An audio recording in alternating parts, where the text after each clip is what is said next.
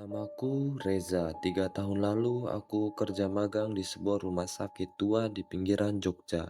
Rumah sakit itu dibangun pada zaman Belanda dengan arsitektur tua yang lembab dan bau kapur barus yang menyengat. Kata orang-orang, rumah sakit itu angker. Tapi aku nggak pernah percaya hal-hal begitu. Sampai akhirnya aku diminta jaga shift malam untuk pertama kalinya. Malam itu hujan turun deras, petir menyambar seperti peringatan dari langit. Lampu lorong berkelap-kelip dan suara tik, tik, tik dari jam dinding membuat malam semakin sunyi. Aku duduk sendiri di ruang perawat lantai 2. Teman shiftku, Pak Mulyono bilang sebentar mau ke musola. Jadi aku tinggal sendiri.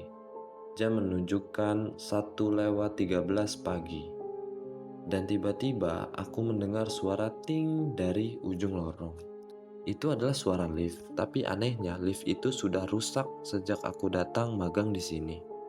Aku bangkit, penasaran, dan saat aku mendekati lift itu, terbuka secara perlahan. Kosong, tapi tombol yang menyala adalah angka 13. Aku terdiam. Aku yakin gedung ini hanya punya 5 lantai. Dari mana angka 13 itu muncul? Aku memanggil, "Halo, apakah ada orang?" Tidak ada jawaban. Tapi hawa dingin menyelimuti tubuhku. Udara jadi lebih berat seperti ada tekanan tak terlihat. Dan entah kenapa kakiku melangkah masuk. Begitu aku masuk, pintu lift langsung tertutup dengan sendirinya. Aku panik, menekan tombol apapun tetapi tidak ada yang bereaksi. Lalu lift mulai bergerak, tapi turun. Lebih dari 10 detik, 20 detik, terus turun hingga akhirnya terdengar suara ting. Pintu lift terbuka secara perlahan. Yang kulihat bukan lagi lantai rumah sakit. Di depanku ada lorong panjang, sempit, gelap, dan dindingnya ditumbuhi oleh lumut. Tidak ada cahaya, tidak ada suara. Aku melangkah keluar. Lorong itu terasa seperti dunia lain. Langkah kakiku bergema pelan. Tapi gema itu seperti bukan hanya milikku, seperti ada yang mengikuti dari belakang. Aku menyalakan senter HP, tapi layarnya hanya berkedip, lalu mati. Baterainya drop dari 70% ke 0 dalam sekejap. Aku mulai panik, dan saat aku berbalik, aku melihat bayangan berdiri di ujung lorong. Tinggi, kurus, dan tidak bergerak, tapi matanya menyala merah, dan kakinya tidak menyentuh lantai. Aku mundur, tapi dari arah berlawanan terdengar bisikan. "Sudah masuk, tidak bisa keluar." Bayangan lain pun ikut muncul. Kini ada 3 sosok. Mereka mendekati pelan, wajah mereka rusak seperti melepuh terbakar. Mata mereka kosong, hitam. Salah satu dari mereka menyentuh lenganku, dingin, beku, dan tiba-tiba aku melihat kenangan, sekilas bayangan anak kecil menangis dalam lift. Perawat yang menggantung diri di lorong, pasien yang dibekukan hidup-hidup karena percobaan medis pada zaman dahulu.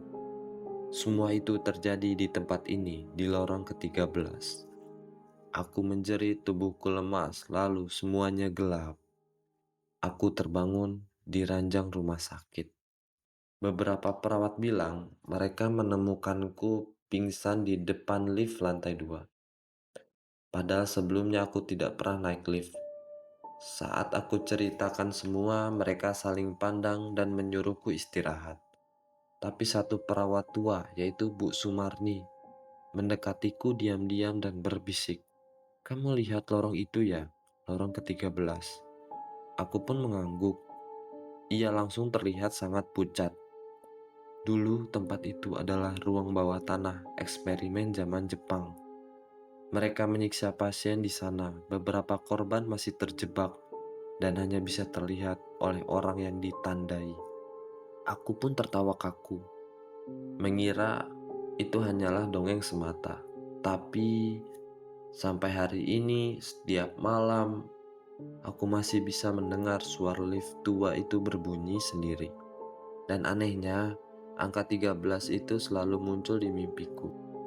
Kadang aku terbangun dengan bau darah di ujung hidung dan bekas sentuhan beku di lengan kiriku.